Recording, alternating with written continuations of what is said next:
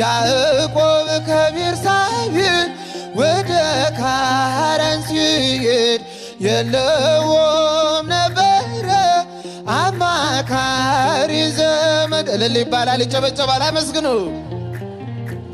ከዚያ እንደደረሰ ከራሱ በታች ድንጋይ ተንተራሰ።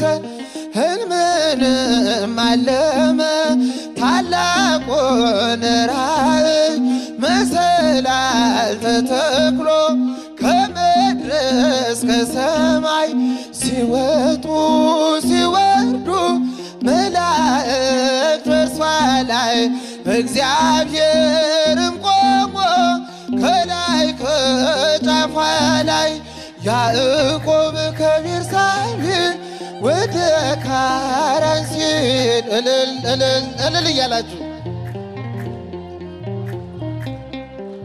ፀሐይ ጠልቃ ነበር።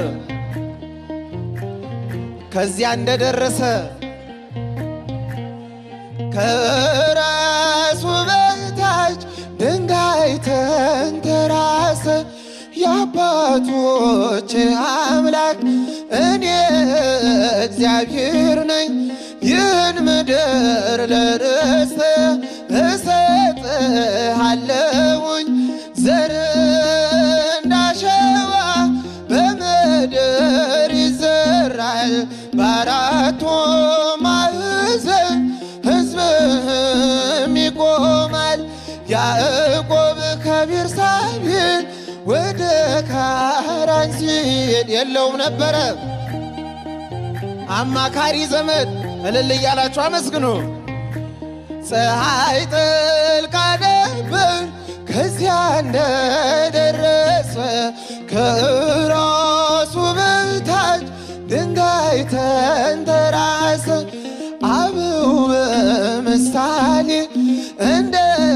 እንደተናገሩት ከምድር እስከ ሰማይ አምላክ የዘረጋ በላይዋ ተቀምጦ በግልጽ የታየባት የያዕቆብ መሰላል እመቤታችን ናት።